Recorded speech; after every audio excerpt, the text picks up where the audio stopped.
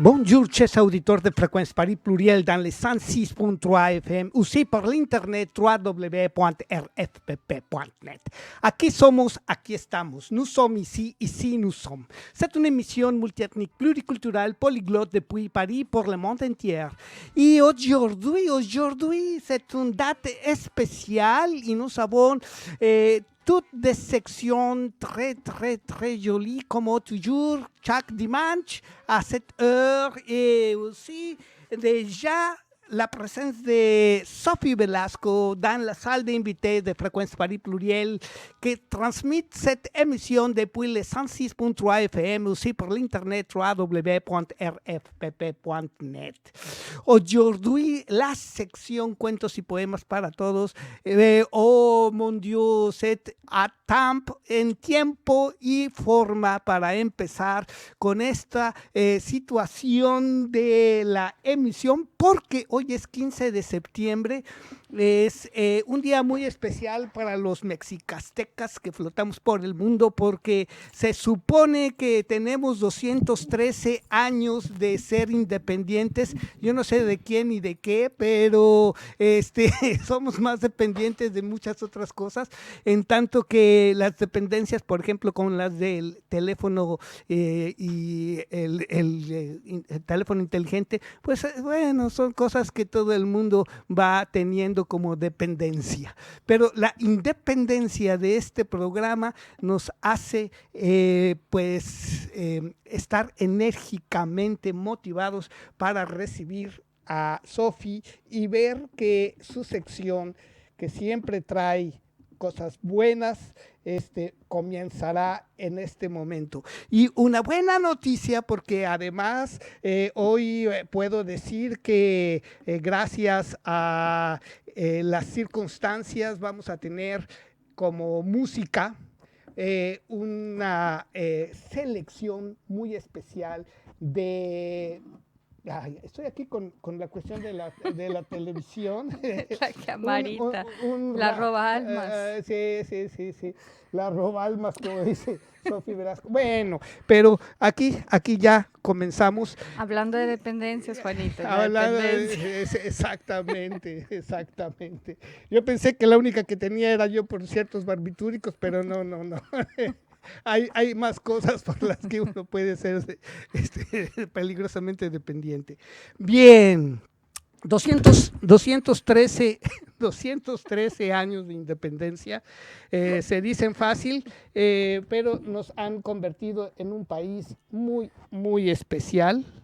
Y bueno, en fin, la sección Cuentos y Poemas para Todos va a contar... se lo digo al público, es que el público no está viendo lo que yo estoy viendo.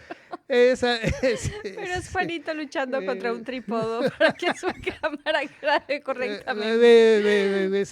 Bueno, pues y no funciona. No funciona. Esto es para decirles a ustedes que vamos a tener una sección especial, en tanto que de verdad el festejo de una fecha nacional, pues en todos los países causa revuelo, y más cuando la diáspora que habitamos en las Europas, pues se reúnen solamente para echar trago y para sentirse libres, pero no independientes. Así es que hoy vamos a tener una sección especial de un poco de historia para despertar la conciencia crítica, de preguntarnos dónde somos, qué somos y para además dónde vamos. Que ni se reúnen el día que es, porque se reunieron el viernes acá, la mexicanidad. Sí, pues les amanece más temprano. Hoy les amanece más temprano, a lo mejor van a misa también. Bien, Sophie Velasco, tu sección, aquí, Cuentos y Poemas para Todos, empieza cuando tú lo digas. Amo el canto del cenzontle, pájaro de 400 voces. Amo el color del jade y el enervante perfume de las flores. Pero amo más a mi hermano, el hombre, Nezahualcóyotl. J'aime le chant de l'oiseau moqueur polyglotte, oiseau aux 400 voix. J'aime la couleur du jade et le parfum entraînant des fleurs. Mais j'aime encore plus mon frère, l'homme, Nezahualcóyotl. El poema anterior se podía encontrar en letras minúsculas en los antiguos billetes de 100 pesos mexicanos, ¿lo recuerdan? Le poème précédent se trouvait en lettres minuscules sur les anciens billets de 100 pesos mexicains. Microimpresión. Exacto. ¿Vous vous en souvenez? Pues bueno, muy buenos días a todos ustedes, queridos amigos radioescuchas. Bonjour à vous tous, mes chers amis. Hoy estamos preparándonos para una noche de festividades mexicanas. Y qué mejor que comenzar los preparativos con poesía indígena de la mano del rey poeta Nezahualcóyotl.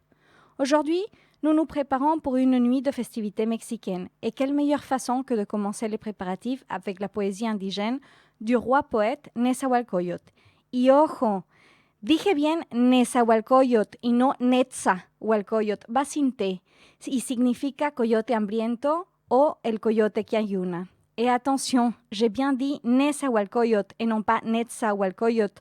C'est bien sans le T, et ça signifie coyote affamé ou coyote qui jeûne. Nezahualcóyotl, 1900, ya me equivoqué, ya lo estoy poniendo reciente. Nezahualcóyotl, 1402-1472. Fue rey militar, poeta, arquitecto e ingeniero, hijo del rey Ixtlilxóchitl y de Matlacihuatzin, princesa azteca. Recibió la más alta educación en el palacio, tal y como correspondía a su jerarquía, aprendiendo entonces la doctrina, sabiduría y tradición chichimeca tolteca. Nezahualcóyotl, 1402-1472, fut un roi, militaire, poète, architecte et ingénieur, fils du roi Ixtlilxóchitl et de Matlacihuatzin, princesse aztèque. Il reçut au palais la plus haute éducation comme correspondait à sa hiérarchie, apprenant alors la doctrine, la sagesse et la tradition chichimec tolteque. A sus 16 años, tras el asesinato de su padre, la familia real pierde los dominios de Texcoco, uno de los 3 señoríos de la Triple Alianza, con Tenochtitlan y Tlacopan, pero finalmente, luego de campañas y de una alianza estratégica, logra recuperarlos y desde allí expande su poder. À l'âge de 16 ans, après le meurtre de son père, la famille royale perdit les domaines de Texcoco, une des 3 seigneuries de la Triple Alliance, avec Tenochtitlan et Tlacopan. Mais finalement, après des campagnes et une alliance stratégique, il parvient à les récupérer et à partir de là, il étend son pouvoir. Como rey de Texcoco fue un legislador férreo y justo, que se destacó por sus obras como arquitecto e ingeniero, haciendo construir jardines zoológicos, acueductos, palacios y templos. Además, se mostró contrario a los rituales sacrificiales, pero aunque no pudo acabar con ellos por el carácter dominante de la religión en su cultura, sí logró restringirlos a que fueran aplicados solo en prisioneros de guerra. En tant que roi de Texcoco, il était un législateur en fer et juste, qui se distinguait par des travaux d'architecte et d'ingénieur, construisant des jardins zoologiques, des aqueducs, des palais et des temples. Il était également contre les rituels sacrificiels, mais bien qu'il ne puisse y mettre un terme en raison du caractère dominant de la religion de sa culture, il réussit à les limiter aux seuls prisonniers de guerre. Como poeta es considerado un insigne exponente de la poesía prehispánica, cuyos textos, escritos en el complejo y metafórico lenguaje náhuatl, aún hoy se publican, se leen y se estudian. Sus poemas reflejan la filosofía serena y desilusionada de un hombre sencillo que cuestiona las realidades del mundo, destacándose en ellos 3 líneas temáticas o géneros poéticos que se insertan dentro de la tradición lírica náhuatl: los cantos a la angustia, denominados Ixnocuacatl, las composiciones dedicadas a la poesía, conocidos como Xochicuicatl, y los poemas que cantan a lo divino, llamados también Teocuicatl.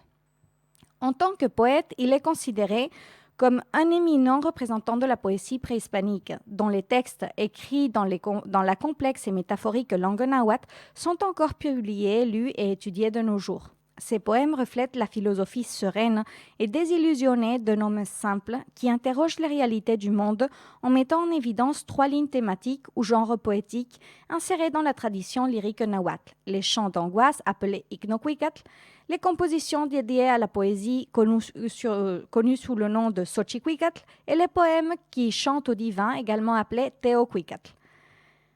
Para algunos autores es difícil convenir si el rey poeta es el más destacado o no de los poetas de su tiempo. Esto se debe a que para el pensamiento moderno se juzga a un autor por su originalidad, pero la originalidad no siempre ha sido un criterio para evaluar el desempeño de un artista. En efecto, antes de la modernidad, el genio se juzgaba a partir de la excelencia demostrada en el manejo de la tradición. lo que el rey Nezahualcóyotl, fiel a los patrones estilísticos y temáticos de su tiempo, hacía a la perfección.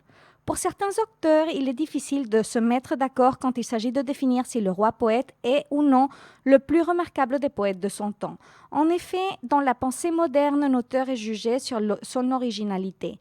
Mais l'originalité n'a pas toujours été un critère d'évaluation de la performance d'un artiste. En effet, avant la modernité, le génie était jugé sur la base de l'excellence démontrée dans la gestion de la tradition, ce que le roi Nezahualcóyotl, fidèle au modèle stylistique et thématique de son temps, faisait parfaitement. Pues no le demos más vueltas e iniciemos las festividades y vámonos pues al México precolombino, algunas décadas antes de la conquista. N'y réfléchissons plus, commençons les festivités et partons vers le Mexique précolombien quelques décennies avant la conquête. Comencemos con el primer poema en español. Commençons avec le premier poème en español. No acabarán mis flores de Nezahualcóyotl. No acabarán mis flores, no cesarán mis cantos. Yo, cantor, los elevo, se reparten, se esparcen. Aun cuando las flores se marchitan y amarillecen, serán llevadas allá, al interior de la casa del ave de plumas de oro. Y colorín colorado, este poema ha terminado.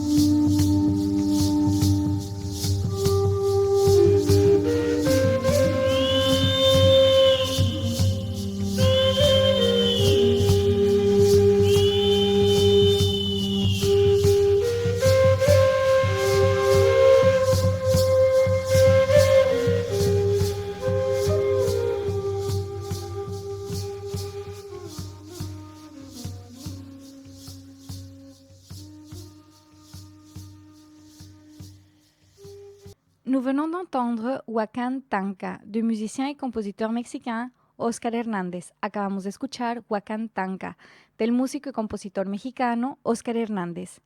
Vous vous demanderez peut-être quelles sont les caractéristiques de la poésie nahuatl. Eh bien, comme le montrent les poèmes d'aujourd'hui, 6 choses ressortent.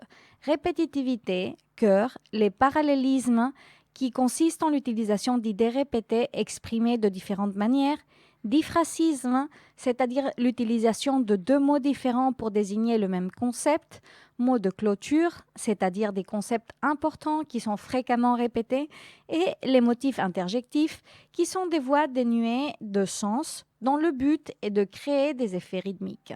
Se preguntarán cuáles son las características de la poesía náhuatl. Pues tal y como lo muestran los poemas de hoy, destacan 6 cosas. Repetitividad, estribillos, paralelismos que consisten en el uso de ideas repetidas expresadas de formas diferentes, difrasismo, es decir, el uso de 2 palabras diferentes para referir al mismo concepto, palabras broche, o sea, conceptos importantes que se repiten con frecuencia, y palabras interjectivas, que son voces sin significado cuyo propósito es crear efectos rítmicos. Et maintenant, le premier poème en français. Ahora el primer poema en francés. Qu'est-ce que la poésie de Nezahualcóyotl? J'ai enfin compris. J'entends un chant. Je vois une fleur. Oh, que jamais il ne fane. Et rouge et bariolé, ce poème est terminé.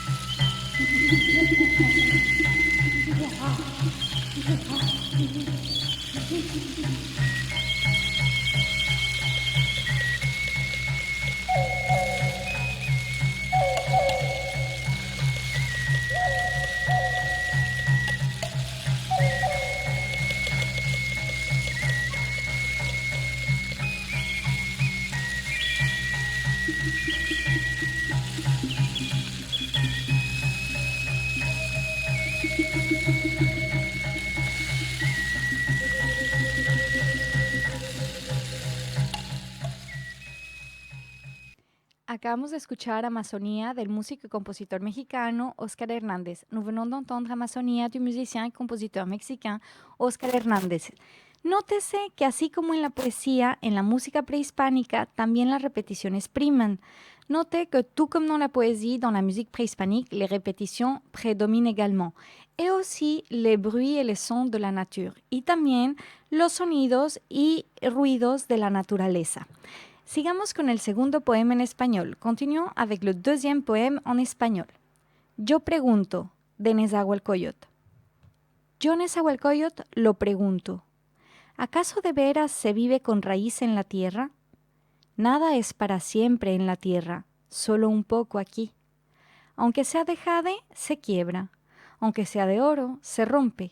Aunque sea de plumaje de quetzal, se desgarra. No para siempre en la tierra, solo un poco aquí. Y colorín colorado, este poema ha terminado.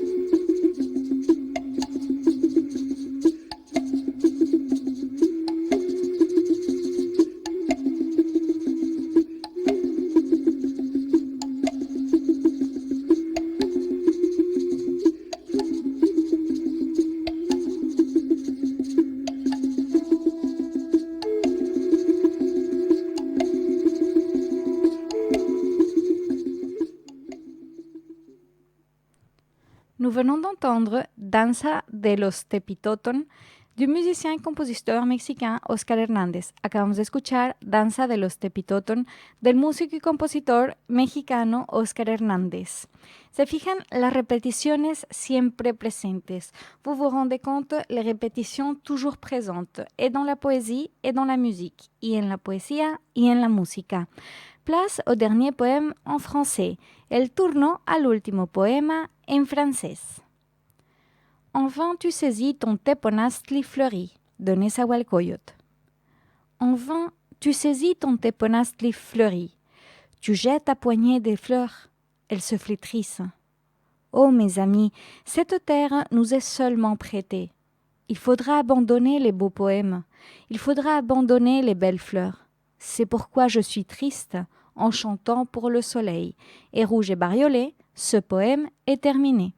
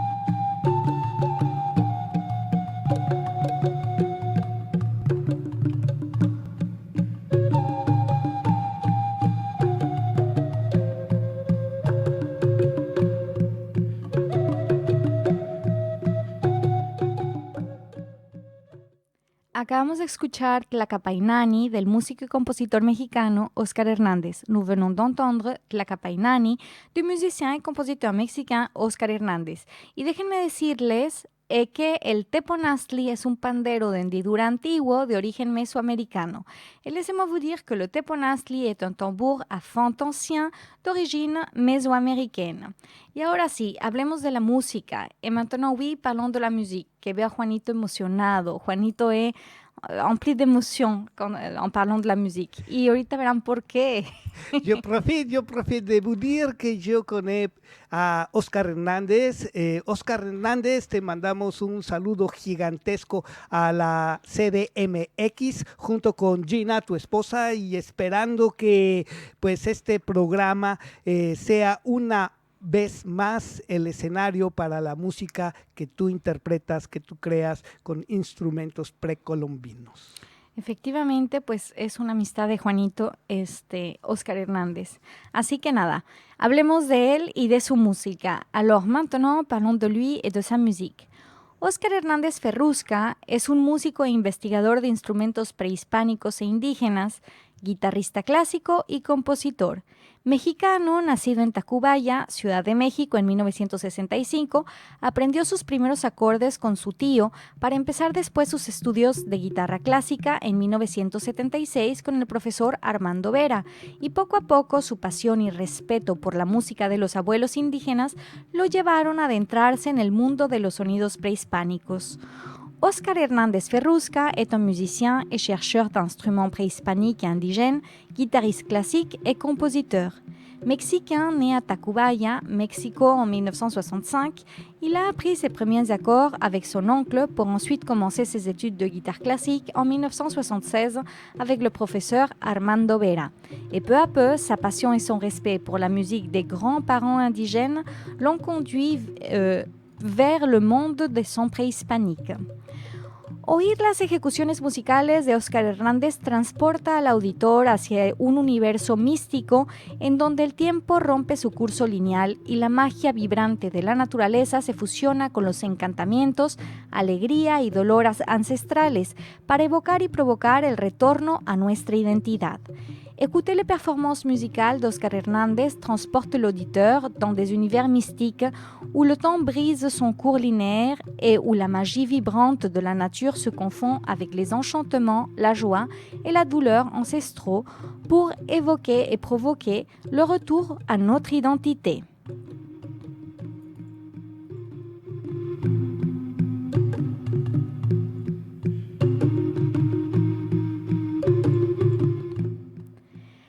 A pesar de tener varios discos grabados, a él no le gusta grabar solo porque sí. Su interés es dar a conocer los sonidos auténticos, pero sin ser purista.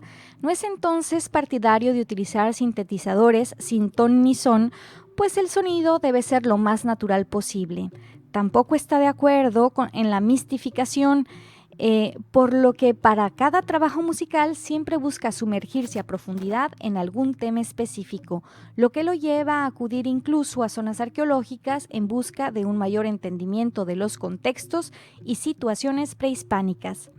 Bien qu'il ait enregistré plusieurs albums, il n'aime pas enregistrer juste puisqu'il le faut. Son intérêt est de faire connaître des sons authentiques, mais sans être puriste. Il n'est donc pas favorable à l'utilisation de synthétiseurs sans rime ni son, puisque le son doit être le plus naturel possible. Il n'est pas non plus d'accord avec les mystifications. C'est pourquoi, pour chaque œuvre musicale, il cherche toujours à approfondir un sujet spécifique, ce qui l'amène même à se rendre sur des sites archéologiques à la recherche d'une meilleure compréhension des contextes et des situations préhispaniques.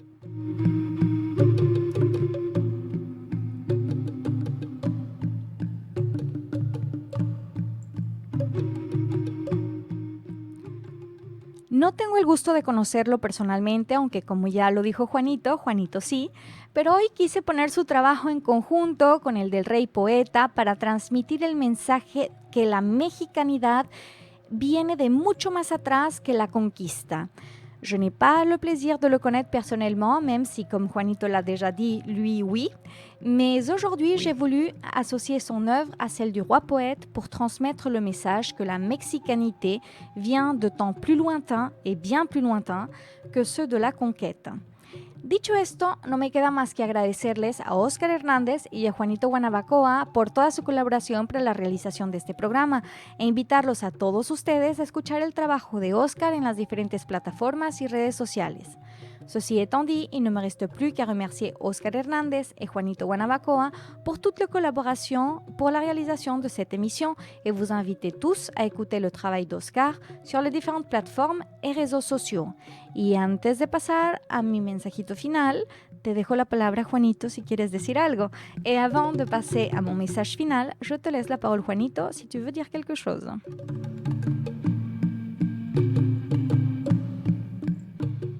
Pues nada, agradecerte grandemente porque es la oportunidad de establecer líneas de comunicación virtual a través de la red y ver que tenemos en el entorno próximo pues la riqueza cultural y la riqueza musical de las personas que han formado pues una comunidad en la red y que tienen un trabajo profesional muy de alta gama. Y bueno, pues aprovechando, Óscar, mandarte un saludo a Gina, tu esposa, y esperando que esta comunicación pues siga adelante para conocer lo último de tu trabajo.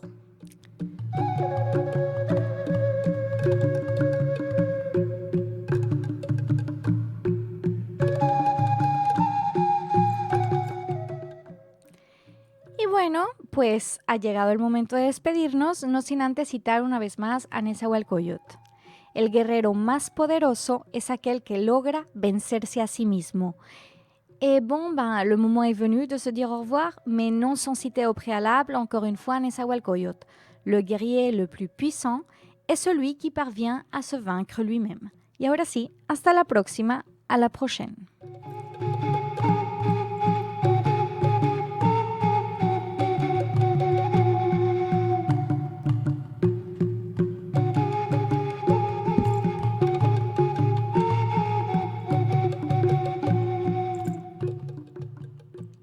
Pues Sofi, hemos terminado esta sección.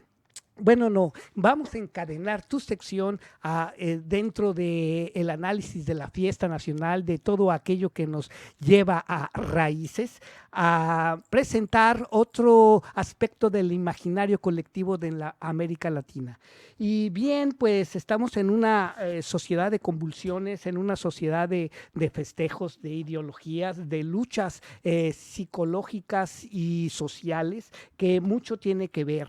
Y bueno, pues mira, otra de las cosas que sucede en el colectivo general de nuestras hispanidades, de las sociedades que nos conforman, pues es lo que la sociedad moderna ha traído a desgracia en muchos de los centros urbanos que vive en nuestros países y que apelotona, por decirlo así de alguna manera, a las personas.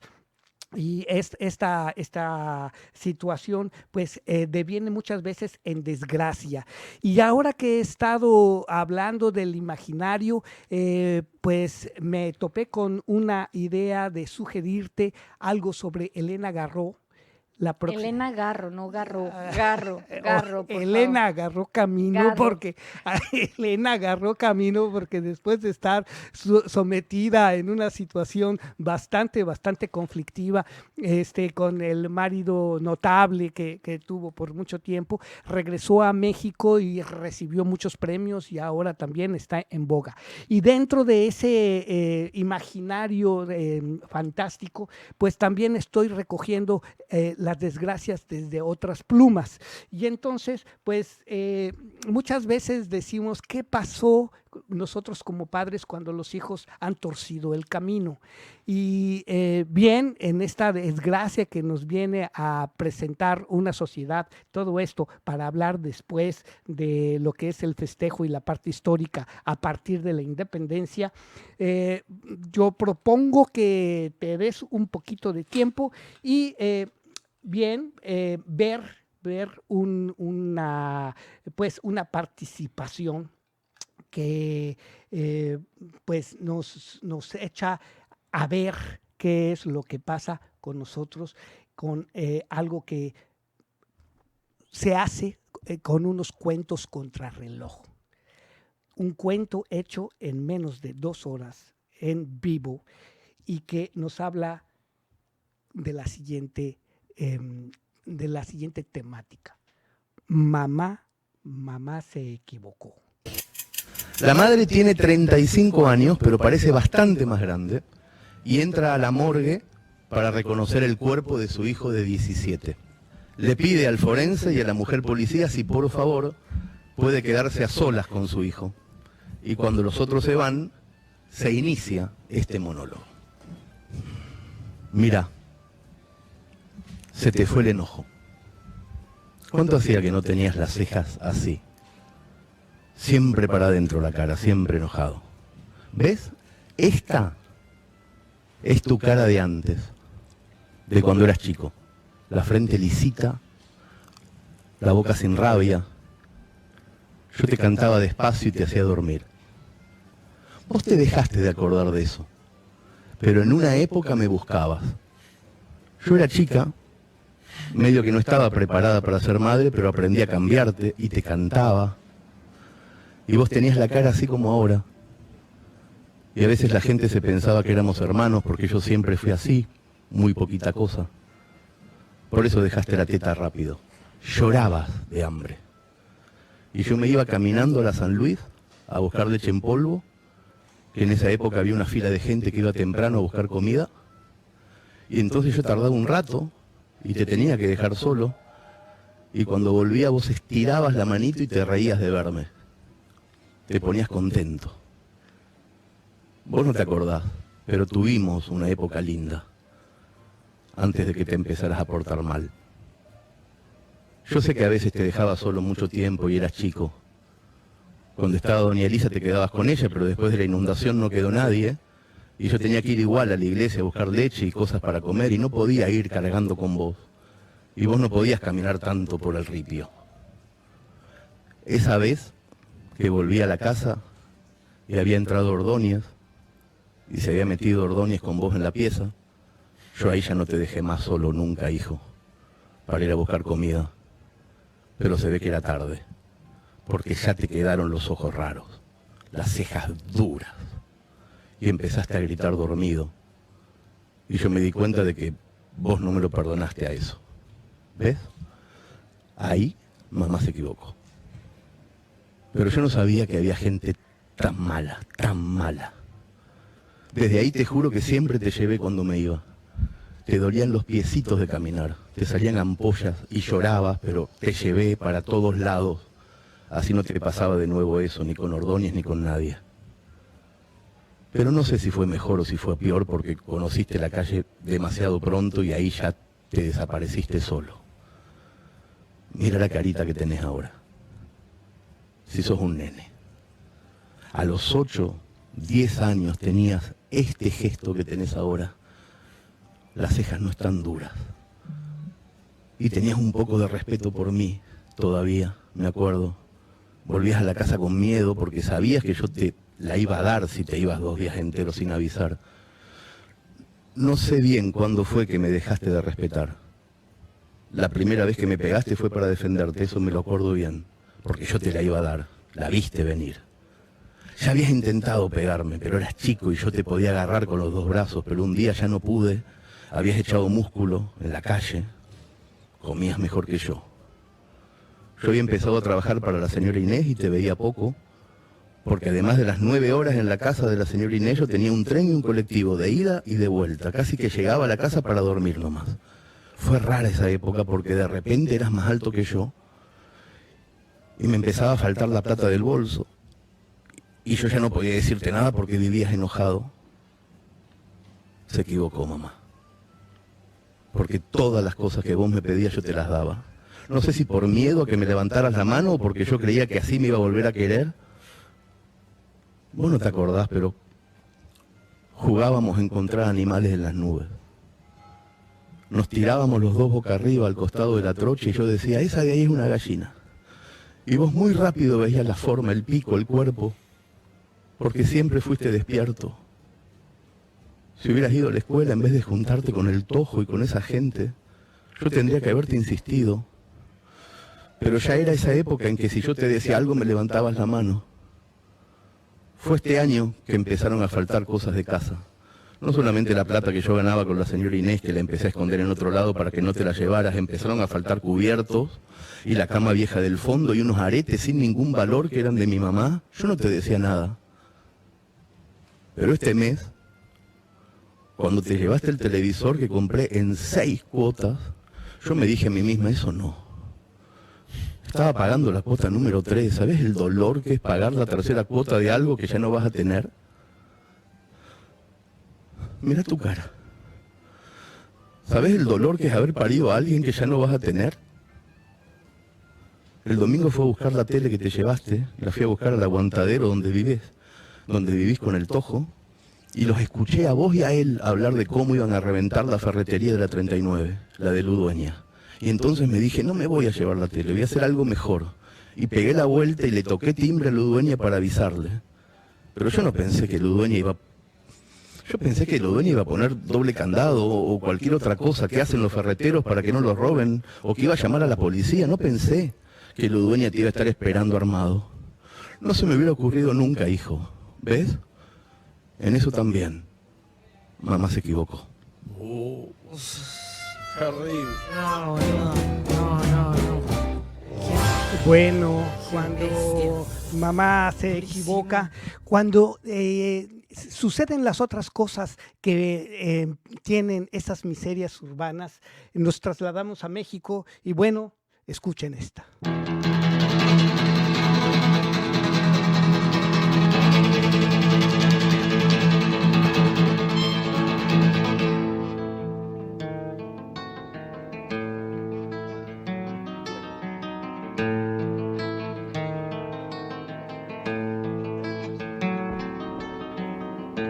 Un día Gustavo, el diablo se le metió. Traía en su sangre casi 2 litros de alcohol. Buscando dinero, hacia su casa se dirigió. Con solo 20 años, Gustavo enloqueció. Con paso marino, tambaleándose la puerta abrió. Era madrugada y su jefa el ruido escuchó. Como de costumbre, por el dinero le reclamó. Cogió el monedero, pues a él nada le importó. Gustavo, muy loco estás. Con esa forma de ser, ¿hasta dónde llegarás? Gustavo, muy loco estás. Con esa forma de ser, ¿hasta dónde llegarás?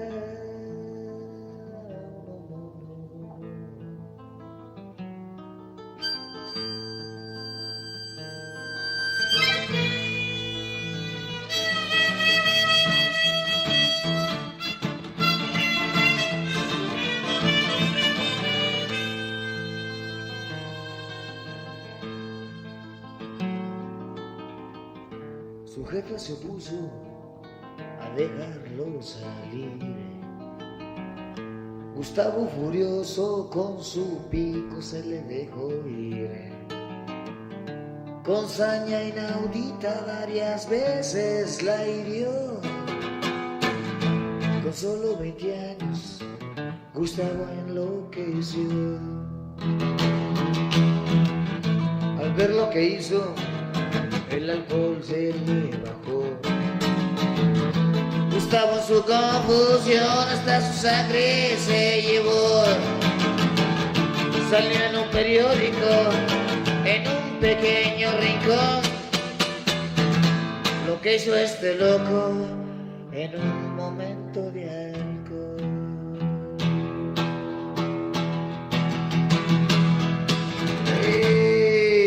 Gustavo, muy loco estás. Con tanto alcohol en tu mente ya no puedes ni pensar. Gustavo, muy loco estás. Con tanto alcohol en tu mente ya no puedes ni pensar.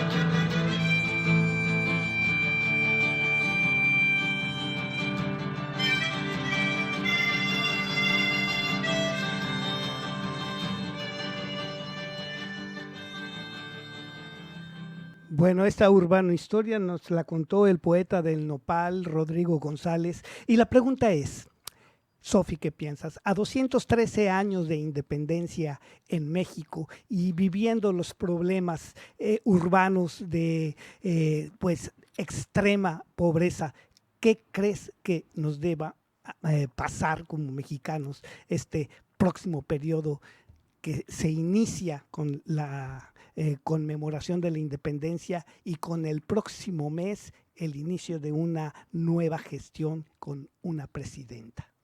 Primera pregunta, ¿nos independizamos de quién?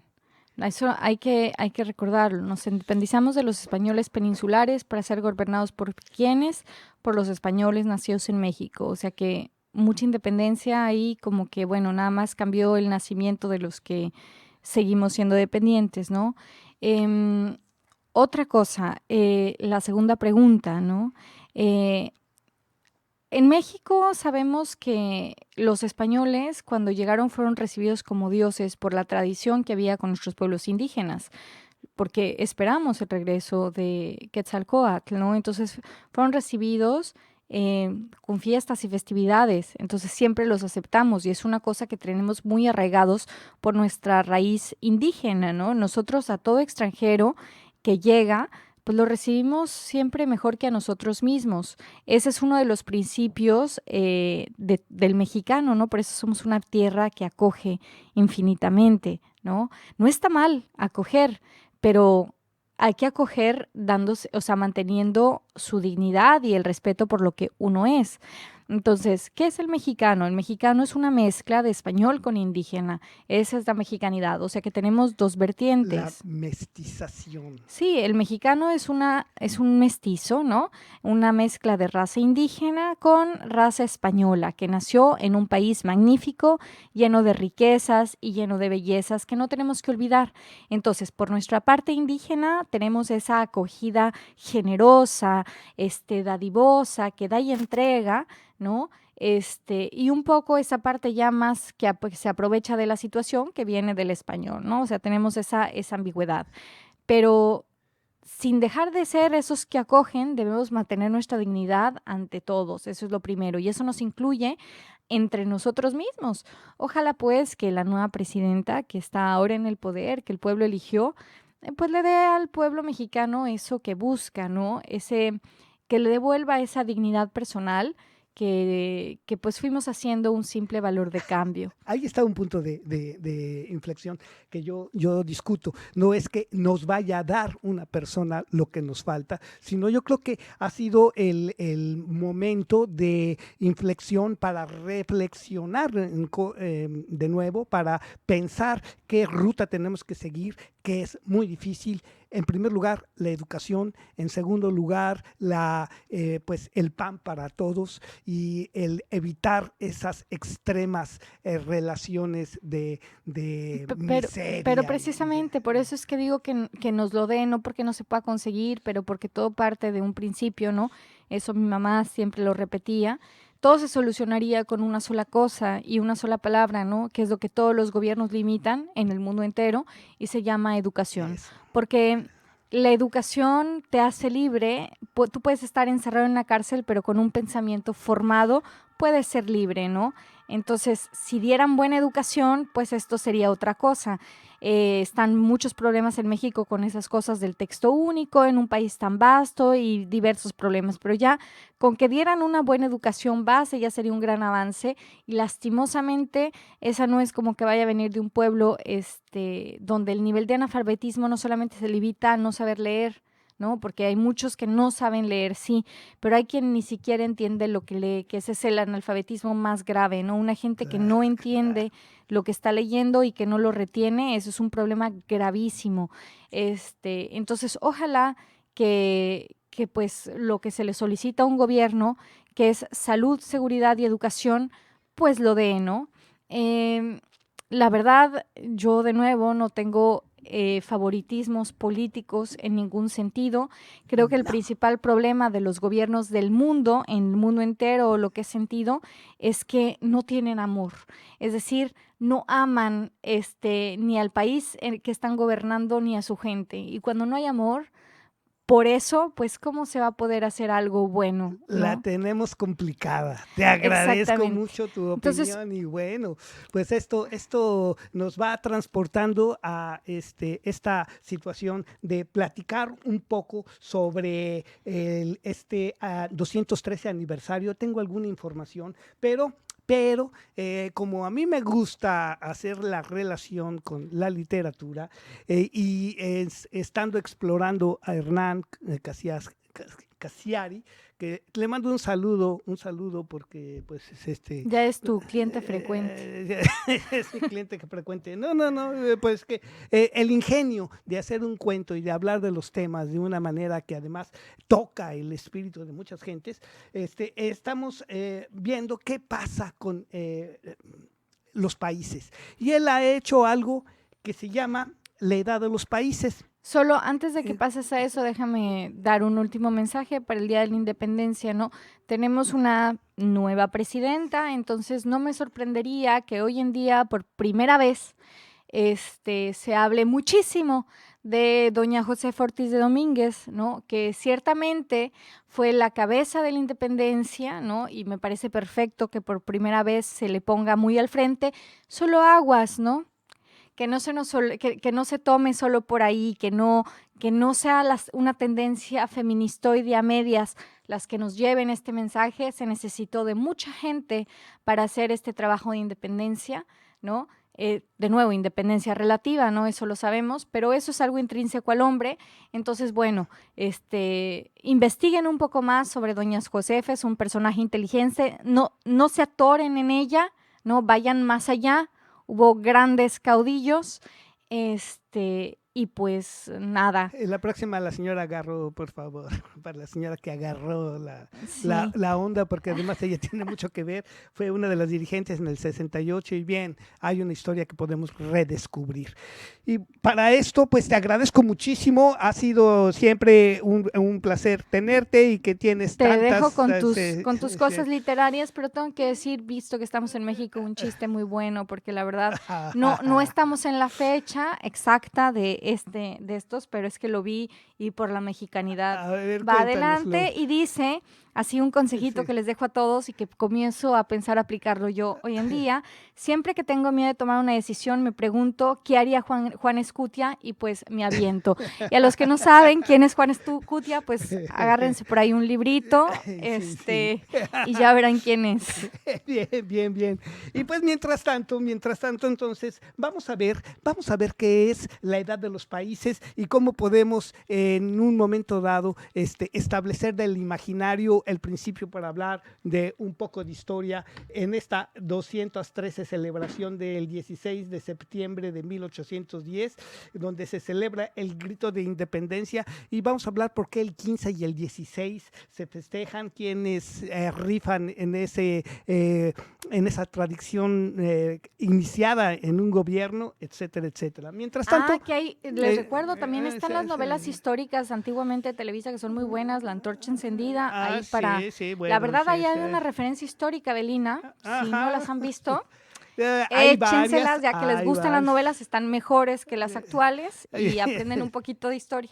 Bien, mientras tanto, pues te invito a escuchar cómo ¿Cómo se le hace para saber la edad de los países y qué serían los países en esta interpretación que les traigo a colación? Desde chicos, yo creo que a ustedes les habrá pasado también, porque es cada vez más popular esta ecuación. Nos explicaron desde chicos que para saber si un perro es viejo o es joven, hay que multiplicar su edad biológica por 7. Un perro de 3 años tiene 21 y así. A mí un día se me ocurrió que con los países pasa al revés. Hay que dividir la edad de un país por 14 para saber cuántos años humanos tiene ese país. Argentina, por ejemplo, nació en 1816, tiene 190 y algo de años. Si dividimos esos años por 14, Argentina tiene casi 15 años, o sea, está en la edad del pavo. Argentina es rebelde, es pajera, no tiene memoria, contesta sin pensar, está llena de acné, por eso le dicen el granero del mundo. Casi todos los países de América Latina tienen la misma edad. Y como pasa siempre en esos casos hay pandillas. La pandilla del Mercosur son 4 adolescentes que tienen una bandita de rock. Ensayan en un garage, hacen mucho ruido pero nunca sacaron un disco. Venezuela, que ya tiene tetitas, está a punto de unirse para hacer los coros. En realidad quiere coger con Brasil, que tiene la poronga grandota. México también es adolescente, pero con ascendente indio. Por eso se ríe poco y no fuma porro inofensivo como el resto de sus amiguitos, sino que masca peyote y se junta con Estados Unidos, que es un retrasado mental de 17, que se dedica a matar a chicos hambrientos de 6 años en otros continentes. En el otro extremo, por ejemplo, está la China milenaria. Si dividimos sus 1200 años entre 14, nos da una señora de 85, conservadora, con olor a pis de gato, que se la pasa comiendo arroz porque no tiene para comprarse la dentadura. Tiene un nieto de 8, Taiwán, que le hace la vida imposible. Está divorciada hace rato de Japón, que es un viejo cascarrabias al que todavía se le para la chota. Japón se juntó con Filipinas, que es jovencita, es boluda, siempre está dispuesta a cualquier cosa por cambio de plata. Después están los países que acaban de cumplir la mayoría de edad y salen a pasear el BMW del padre. Por ejemplo, Australia y Canadá. Australia es una pendeja de 18 que hace toples y coge con Sudáfrica. Canadá es un chico gay emancipado que en cualquier momento adopta al bebé Groenlandia y forman una de estas familias alternativas que está tan de moda. Francia es una separada de 37 años, más puta que las gallinas, pero muy respetada en el ámbito laboral. Es amante esporádica de Alemania, un camionero rico que está casado con Austria. Austria sabe que es cornuda, pero no le importa. Francia tiene un hijo, Mónaco, que tiene 6 años y va camino de ser puto o bailarín. Puto o bailarín. Italia es viuda desde hace mucho. Vive cuidando a San Marino y al Vaticano. Son 2 hijos católicos idénticos a los hermanitos Flanders. Italia estuvo casada en segundas nupcias con Alemania, duraron poco, tuvieron a Suiza. Pero ahora no quiere saber nada con los hombres. A Italia le gustaría ser una mujer como Bélgica, abogada, independiente, que usa pantalón. Pero Bélgica también fantasea a veces con saber preparar espagueti. España anda mucho en tetas y va casi siempre borracha. Generalmente se deja culiar por Inglaterra y después hace la denuncia. España tiene hijos por todas partes, casi todos de 15 años, que viven lejos. Los quiere un montón. Pero le molesta que los hijos cuando tienen hambre pasen alguna temporada en su casa y le abran la heladera. Gran Bretaña sale en barco a la noche, se coge pendejitas y a los 9 meses aparece una isla nueva en alguna parte del mundo.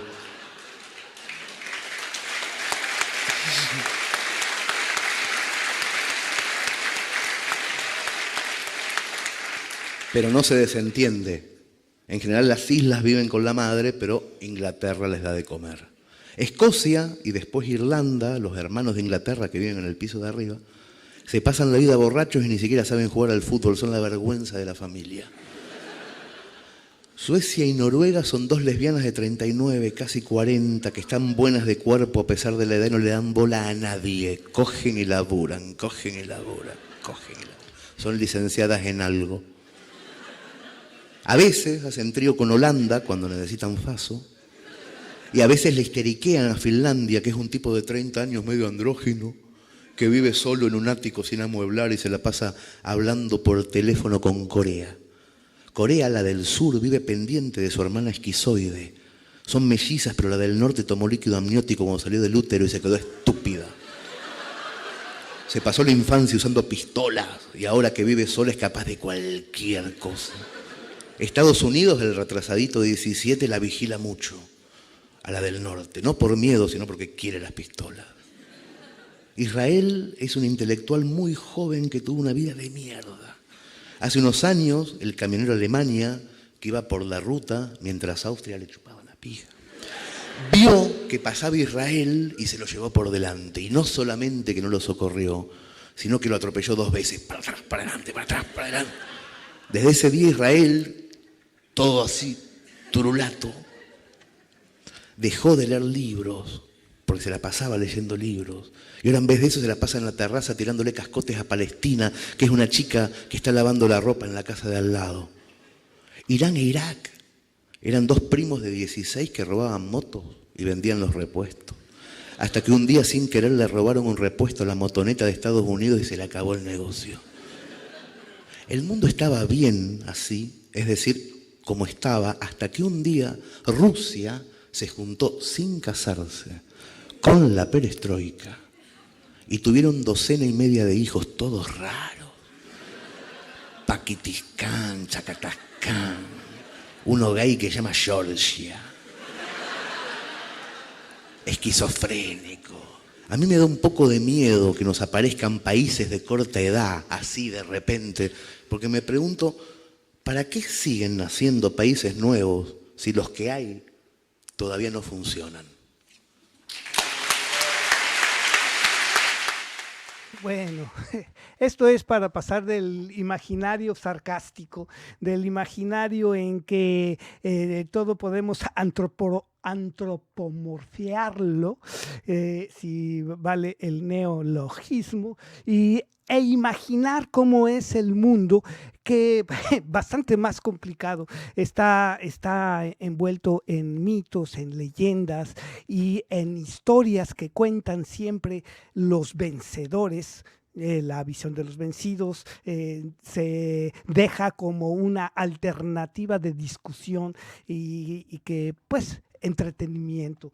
Y en esto pues repito, estamos festejando o es el aniversario 213 de la independencia, un hecho que se llevó a cabo el 16 de septiembre de 1810. Pero que desde algún tiempo se celebra el 15 y el 16 por la noche.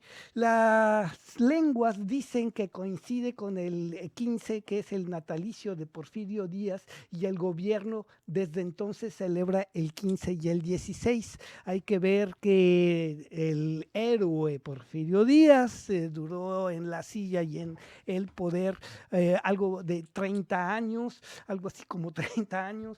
Y bueno, en ese proceso de independencia de la conquista española, pues México ha vivido unos procesos muy complicados, muy difíciles, y que en la escuela nos han enseñado solamente parcialmente. Y bueno, pues vamos a decir que empezamos por la pregunta: ¿cuántas constituciones ha tenido México? Y hay que hacer entonces una reseña, porque no todas son constituciones, pero son los documentos que formaron parte de la naciente nación mexicana, que en algún momento intentó ser imperio. Y bueno, pues el decreto constitucional para la libertad de América Mexicana se realizó en 1814. O sea, somos un pueblo joven. El reglamento provisional político del Imperio Mexicano fue hecho en 1822, esa obscura parte de querer hacer un imperio en México. Después, ya para enero de 1824, hubo otro documento que fue el Acta Constitutiva de la Federación, pensando ya en la libertad de los estados que conformaban esa nación naciente, hasta llegar a la Constitución Federal de los Estados Unidos Mexicanos en octubre. Creo que fue el 4 de octubre. Octubre, eso lo tengo que consultar en alguna fuente, que no todas son tan confiables, más incluso las de las páginas del gobierno. Fue en 1824, Constitución Federal de los Estados Unidos Mexicanos. Pero en esa evolución, uno de los documentos que llegan a formar parte en algún momento de la Constitución fue las leyes constitucionales de 1836.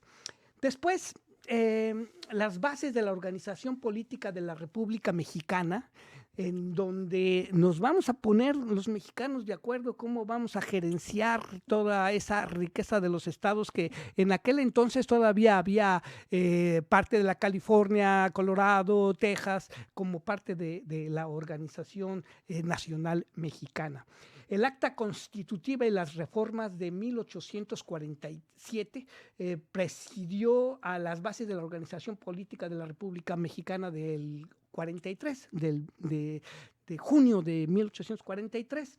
Y bueno, llegamos entonces hasta la Constitución Política de la República Mexicana de febrero, 5 de febrero, fecha también que se conmemora en México, de 1857. Este documento, ya se considera como una constitución política. Estuvo, si no enriquecido, sí influenciado por el Estatuto Provisional del Imperio Mexicano en abril de 1865. Se vuelven esas ideas. La lucha en México, pues imagínensela. Nos hablan de los gorilatos de América del Sur, pero nosotros no cantábamos mal las rancheras. Las reformas a la Constitución Política de la República Mexicana del 5 de febrero de 1857 dio la Constitución Política, años después, de los Estados Unidos Mexicanos de 1917.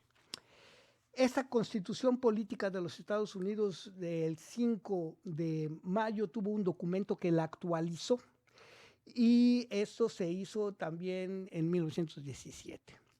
La Constitución Política de los Estados Unidos fue promulgada en el Teatro de la República de la ciudad de Querétaro por el entonces presidente Venustiano Carranza Garza el 5 de febrero de 1917, y es el documento más importante que se originó como consecuencia de la lucha revolucionaria de 1910. Así es que de la independencia en 1810 a la Constitución de 1917 fue el producto de la Revolución de 1910. Un siglo de luchas de gobiernos provisionales. Así es que si ustedes me preguntaban cuántos presidentes de México hasta la primera Constitución de 1824, en algunos casos, y esto considerando una fuente del gobierno, una página de CNN también, que tienen más o menos parecida la información, pues habló de personajes, presidentes de México desde Porfirio Díaz, pero en esa lucha de 30 años, en 1880, Manuel González, que nació en Tamaulipas y fue cercano a Díaz, lo nombró secretario de Guerra de Marina, ganó las elecciones en 1880 y su gobierno se destacó por la conciliación política, por el auge del sistema métrico decimal en el país. Ahí tenemos historias. Bueno, entonces voy a decir que regresa Porfirio Díaz del 84 a 1911. Después, en esa guerra revolucionaria, pues tenemos a Francisco León de la Barra. Muchos nombres se les van a hacer conocidos. A Francisco I. Madero, que en noviembre de 1910 inició la Revolución Mexicana con la proclamación del Plan de San Luis, que llamaba a levantarse en armas contra el gobierno de Díaz y a establecer elecciones libres y democráticas. Al año gana las elecciones y el gobierno se enfrentó a las rebeliones de otros revolucionarios como Emiliano Zapata, a la animadversión de los Estados Unidos. Y bueno, llega un personaje oscuro por allá de 1913, Victoriano Huerta, que en esa revolución de la toma del poder, del ejercicio del poder, pues Pedro Lascurain, tras la ejecución de Madero, sube un momento a la presidencia.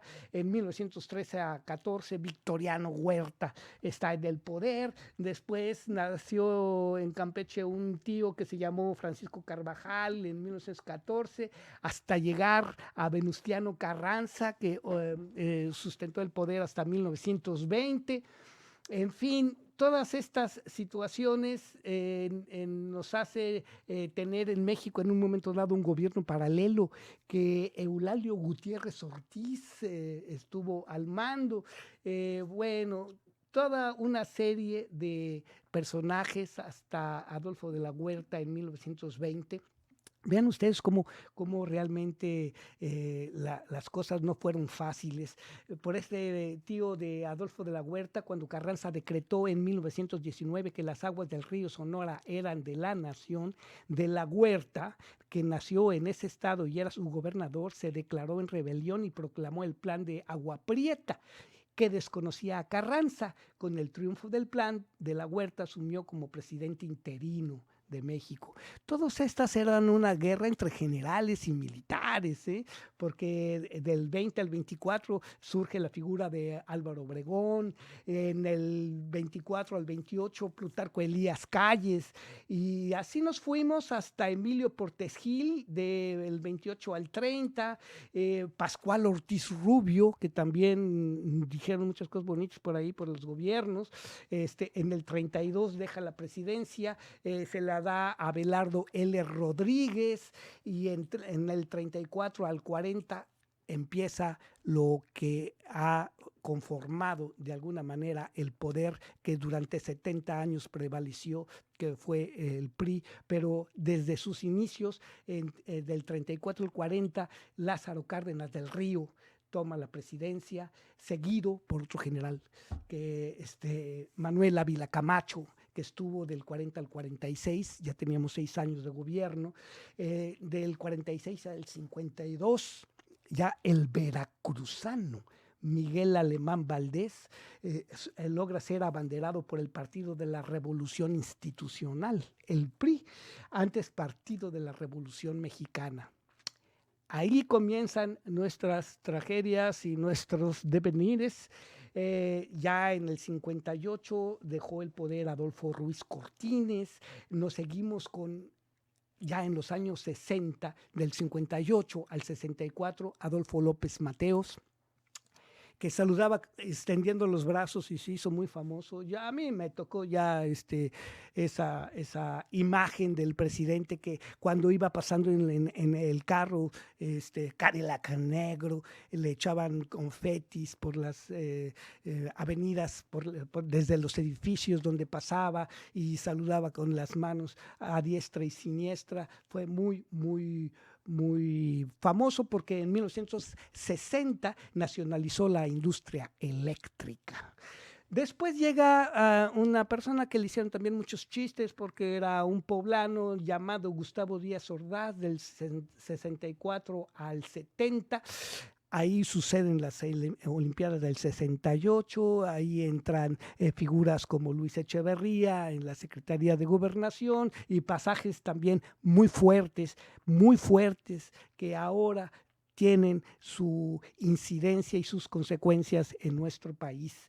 Después del 70 al 76, Luis Echeverría Álvarez, ya se habló mucho, José López Portillo, del 76 al 82. Yo entré al servicio público en el 80, para que se den cuenta más o menos cómo es la experiencia que conozco. Después siguió Miguelito de la Madrid, el Miguel de la Madrid, todos ellos con historias negras que se hicieron ahora en la imagen popular, que si bien yo le pidiera a Hernán Casiari que hiciera un cuento de estos tíos, pues ya escucharon cómo califica a los países. Y ya imagínense, ya en la época de los memes, pues lo que se dice de Carlos Salinas de Gortari, el doctor Zedillo, Ernesto Zedillo, del 94 al 2000, y ya después Vicente Fox Quesada, que tras 71 años de gobernación del PRI, el candidato opositor del Partido de Acción Nacional, la misma gata revolcada, Vicente Fox ganó la presidencia. En octubre del 2001 anunció un nuevo aeropuerto en la zona del lago de Texcoco, decisión que fue rechazada por agrupaciones campesinas locales agrupadas en el Frente de Pueblos en Defensa de la Tierra y cuyas acciones fueron violentamente reprimidas. Menos de un año después, Fox cancela el proyecto. Ahora ya tenemos un gran aeropuerto, también ya producto del actual gobierno, pero antes de esto entra otra figura también muy discutida y que le gustaba alzar la mano y decir salud, dicen las malas lenguas. Felipe Calderón, Felipe de Jesús Calderón Hinojosa. Y luego ya pues el famoso artista de Televisa o la artista de Televisa que se casa con un presidente, Enrique Peña Nieto. Ahí hablamos también de lo que fue el grupo Tlacomulco del Estado de México. Historias que difícil de comprenderlas, de llegarse toda esa información histórica para saber qué somos, dónde andamos como país.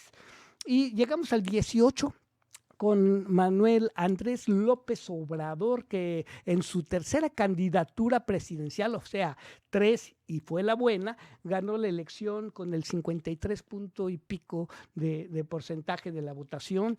O sea, eso sin contar que tenemos un gran abstencionismo. Y su gobierno, pues que ha enfrentado la pandemia del COVID-19, que a pesar del grupo opositor y que criticó el uso del ejército, ha acudido a pues el replanteamiento de algunas funciones de seguridad por las Fuerzas Armadas, que ha defendido en algún momento al ejército como institución, no que esté mal, sino que son temas muy álgidos, delicados, que tenemos que resolver los mexicanos y que son parte de la gestión que hereda esta nueva presidencia de Claudia Sheinbaum. Y bueno, podemos decir que la gestión también inauguró parcialmente el Tren Maya y que ha concretado algunas de las megasobras que anunció durante su campaña. Todo esto pues nos da un panorama complicado de lo que es la independencia hoy, donde nos sitúa como país en el uso y la utilización del poder, y que si hay luces de ser uno de los países que si no va a destacar en posiciones de liderazgo en la mesa grande, en el área, en la región, como se llama, pues sí ha habido muchas cosas que implican de alguna manera el pensar y reflexionar y participar como ciudadanos en nuestra política. Y de ahí, pues, temas muy difíciles que son la gobernanza, que son la multinacionalidad de las etnias y grupos que habitamos este gran territorio y que tenemos riquezas que son, pues, codiciadas por grandes potencias. Imaginen ustedes qué responsabilidad tendremos las gentes de a pie de ver, participar, acudir, marchar, para que las cosas pues sean viables y que los principios de que no se puede complacer a todo mundo y de que no podemos llegar a tener un país desarrollado, pues son cosas que están en la mesa y hoy hay que reflexionar, no nada más echando el trago de tequila y gritando, agitando las banderas en una noche para que al día siguiente pues todo sea la cruda realidad de tenernos en vela sin resolución de muchos de los problemas que nos aquejan. Yo soy de las personas que positivamente creo que hay mucho por hacer desde la ciudadanía y que tenemos que pues enfrentar fenómenos como guerras mediáticas, como guerras económicas, como tantas dolencias que llegan a establecer escenarios como el que presenté con esta canción de Profeta del Nepal, de Gustavo, o esas tragedias que nos llegan por referencia desde Argentina cuando los padres dicen dónde y cuándo nos equivocamos porque el chamaco torció el camino.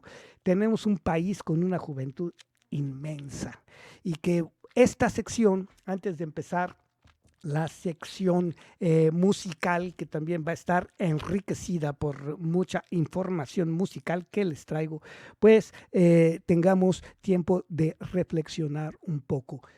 Hoy, 15 de septiembre, aniversario 213 de la independencia de México de 1810.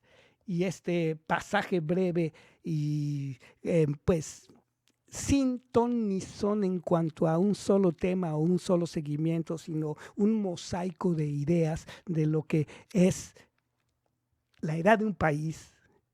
Ya saben, dividan 213 por 14 y vamos a imaginar qué clase de chamacos somos. Ya lo dijo el cuento de nosotros, fumamos aquello y masticamos peyote. Y bueno, pues nos juntamos con el muchacho de ahí arriba que pues es un adolescente que hay que tenerle cuidado. Así es, así somos. Aquí somos y aquí estamos y seguiremos con esto. Pues mientras tanto, para cerrar esta sección y comenzar la sección musical en la que les hablaré del proyecto del blues en Europa, vamos a manejarnos con una canción que se llama Chamán, hecha por un hispano-japonés, mi amigo Tomoharu Peña, que grabé y que tuve el gusto de tocar con él en un jardín en Madrid ya hace algunos años.